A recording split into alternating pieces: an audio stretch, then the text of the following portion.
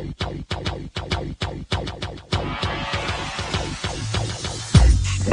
to the Odds Breakers, number one place for shared, sharp betting information. March Madness, my friends. Welcome back to podcast 13 of 2019. I'm your host, Kiev O'Neill. You can tweet me at the Public Dog, and you can tweet us at the Odds Breakers. March is upon us, and we are so excited to bring you some games. Conference tournaments are on their way, the smaller ones, and the larger ones are actually next week. I will be podcasting about that earlier in the week, most likely on Tuesday, to try to find some value in some of these conference tournament futures, whether it be a future bet or a money line rollover. This episode is being sponsored by uwager.eu. For a 50% bonus, please visit uwager and use the promo code TheOddsBreakers. Terms and conditions apply. If you'd like to help us out with our costs, we would love to help you out. Please visit theoddsbreakers.com, become a patron subscriber or a member for $12.99 a month, $14.99 for a patron subscriber, and you can get our picks, premium picks throughout all of March before the line moves, including our future plays, and obviously past March, you'll get all of our future plays for the NFL and NCAA college football seasons and much more. Horse racing is coming up as well, so we're excited for that. If nothing else, please visit theoddsbreakers.com and become a free picks newsletter subscriber.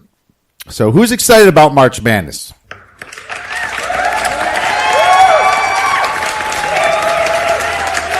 That's right, my friends, and we have a new handicapper coming on to break down some of his methods and some of the games. Mr. Thomas Kolpien, he's going to go over some of the games he likes for this weekend on our projected lines. But first, we are going to get into our Big Ten ratings. Michigan State, still at number one. Big game coming up against Michigan this weekend. Number 2 is Purdue. Little slip up there at Minnesota, but that's okay. Happens in the Big Ten all the time. Michigan is still number 3. All these teams are tied for 4 Big Ten losses, so this weekend is huge for them to share a regular season title. Next, I have Wisconsin at 4th. Maryland is 5th. Iowa is 6th. Minnesota is 7th. They move ahead of Ohio State. Injured Ohio State without Caleb Wesson suspended. Penn State would be 9th. Indiana, fighting hard, is 10th. Thought about moving them ahead of Penn State, but Penn State's playing great lately too. Illinois is 11th. Nebraska is 12th. Rutgers is 13th, and sad Northwestern is still 14th. I don't care if you just beat Ohio State. Really don't care. They were without their best player, and I'm not even sure if he's coming back. So, we'll see what happens to Ohio State for their next game against Wisconsin. Before we get into our guest, I want to let you know, Oddsbreakers is always looking for handicappers. We're going to start selling your picks as well on the site if people choose to buy picks. We are actually revamping our whole website. Well, still the same format because we updated it last year, but we're going to have a lot more information, statistics, odds, all coming this summer. So if you want to start blogging on our site and you are a handicapper, baseball, NBA, football, UFC, you're more than welcome to contact us. And that would be at the Odds Breakers on Twitter or admin at the Odds Breakers for email. So love to hear from you, and we would love to help you out as much as possible. All right, without further ado, let's get into some of these games with Mr. Thomas Kolpien. All right, now I'd like to welcome first-time podcaster with us anyway, Mr. Thomas Kolpien. If you've been following some of his picks, well, then you're already a winner. You can tweet Tom at Cover Profit. How you doing, Tom? Great, man. Thank you very much for having me on today. I've been a long-time listener of your podcast. It's definitely been a top of my research protocol, and I'm very excited to have been able to coordinate with you over the last couple of weeks and be able to post some of my plays on your website. And I'm very honored to be part of your podcast today. Thank you very much. Well, you're doing fantastic, man. People can follow you also on the Action app. Really excited to have you on. You have some great methods that you like to do. I think you even spend more time than the average handicapper a little bit with some of the numbers and stuff. Why don't you explain to the listeners some of your best practices and what you do to handicap some games? Yeah, well, thank you. One of the things that I do that is often very time consuming, but it helps me because I don't have the opportunity to watch tons and tons of games and take notes and really get a good feel for how teams perform on a TV screen. So one of the things that I've done over time is I've developed what I call a blended power rating system where I use several different websites. I found a way to realize that some of them I trust more than others. Some of them are leaders in the industry. So when I compute a power line for myself, I add added weight to some of those power lines from other websites, and it tends to spit out a number for me. And it is very time consuming because I use about 8 different power numbers.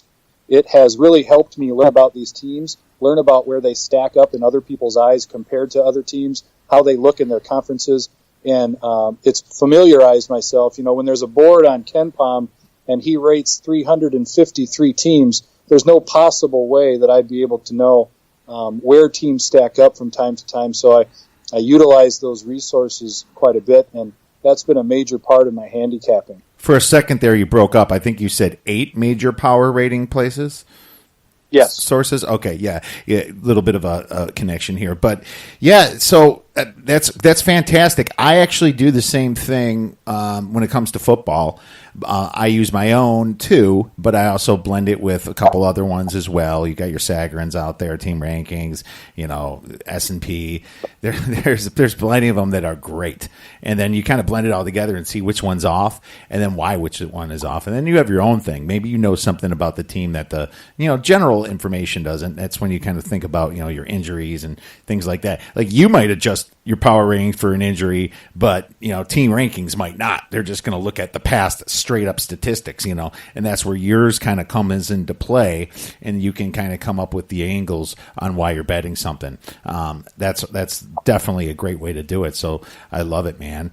Coming into March Madness, my man, conference tournaments are going on right now as we speak. We record on Thursday during the day here. Is there anything that you want to educate our listeners on kind of what to look for during these tournaments on betting spots? Yeah, what's interesting about the conference tournaments is it's fun to watch how these very first games take shape. Oftentimes, the first round in conference tournaments can tend to have a couple games that are going down to the wire, and you've got a team sitting on some rest. They're watching another team battle just to make it through and play the next day. And you might have a team that will play on, say, a Friday afternoon or Friday evening, have a long game, barely make it through, win by a couple points, come down to the wire, go to sleep, wake up in the morning, and they play a team that they're tremendously mismatched against, and they got to play at noon again. Those are some spots that I tend to try to exploit and oftentimes provide recommendations to other people to look out for. Another spot that I think has proven over time to be quite profitable or to allow people to get to the window with a winning ticket is if you can find a double-digit dog in a conference tournament. Those are ones that you have to honestly look at, especially in early stages of a conference tournament, and say, why would a team need to get that kind of margin just to make it through to the next round? I think those are definitely situational spots to look at. I tend to look at tempo comparisons, especially when you're running on short rest. Teams that like to run, that play a team that has played the day before, that's definitely a spot that I try to look at. and handicap as well. And then the other angle that I think is really important is it's easy to take a look at regular season performances, and you have a mismatch where you've got a top-of-the-level conference team playing against a lower-ranked conference team who hasn't played well all season. Are you in a dream crusher role there? And should there be some value? And is the line a little bit overinflated towards the home or the favorite there instead of looking at some dogs in these early stages of conference tournament play? Well, absolutely. Those are some great points. You know, someone goes overtime, double overtime. They're a fast-paced team. How tired are they going to be playing that noon game the next day, especially in the first half? Are they going to get up for that, right? You know, possibly looking at a first half under right there. And, you know, you might even kind of see how they're doing throughout the game. If they happen to be winning by a lot, you know, you might even look for the second half under as well. If they're losing, maybe not. But love that. Another place to look at is if there's, especially this weekend, if there are teams that haven't had a conference win yet, they might just play a little bit out of their minds. They might just shoot and hit everything, even though they have no business playing. You know, you saw a great effort from Cal when they beat Washington because they needed that Pac-12 win. They even have one. And then what did they do at home? They beat the best team in the Pac-12. I mean, you would never think that. So, well, the average person would never, you know, look at that spot. So that's a big spot. You know, now it's not guaranteed. I mean, Vanderbilt still hasn't won. They played Arkansas, and I was a little bit on Vanderbilt and lost that one. They actually had them to half, and then all of a sudden they score 4 points within the next 12 minutes. So the team still could suck, but you got to watch out for them playing a little bit out of their minds here just to get that first conference win so it's not an all-out failure. It's a big boost to these kids. It's demoralizing to go your whole conference without a win. You almost made fun of, and you don't ever want to look back at something like that. So it's a spot this weekend to look at. Make sure you're not, check out all the teams with no conference wins. I think Tulane's one of them. I know. I think Chicago State might be one of them. Vanderbilt's still one of them. I think they have a tough game at the end here, playing in I think an LSU team, but. Just make sure you look for that, and if you see some inflated spread, that could be a play for you. That's a spot I definitely like to look at as well. Great points, my man. Why don't we get into some of these games, shall we? Hey, I like it. Let's go for it. All right. Well, let's start right away with Friday. And, not a ton of action there, but I found a game for Friday, and I'll talk about it a little bit. We have Minnesota versus Maryland. Maryland's going to be laying about 7 points-ish, when Minnesota came off that big win against Purdue. Over-under should be about 138. Kind of looks like two tournament teams facing off. Now that Minnesota beat Purdue, they might be off the bubble. But then you have Maryland. They're coming off a tough home loss against Michigan. Minnesota's a pretty decent road team. They're 5-5 against the spread on the road. Maryland's 7-9-1 at home. Nothing really to look at there. But the potential letdown spot for Minnesota is shining here, I think, because they just beat Purdue, and Purdue is the number one team in the Big Ten. This has let down all over it, even though they're still somewhat of a bubble team. Minnesota's also pretty locked into where they're supposed to be in the Big Ten tournament, which is a second-day game. They'll miss the first day, which is good, and then they'll definitely be playing on the second game day on Thursday. No way of getting into Friday. Maryland, on the other hand, they actually have the opportunity to, if Wisconsin loses, possibly get into that top 4 seed where they'll get a double bye. So they're not only motivated off the loss that they had against Michigan, they're also motivated here to still, be a top 4 Big Ten seed here.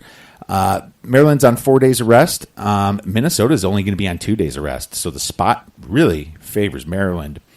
if you look at the home and road splits, it shows Maryland scoring about 11.5 points more per game at home than on the road. Minnesota's scoring 14.7 points less on the road than at home. Part of this huge disparity is obviously because both teams play most of their non-conference bad teams at home, so that their home is a little bit inflated. But the fact that these are both pretty big double digits, it says something. It really says Minnesota is not that good of a road team.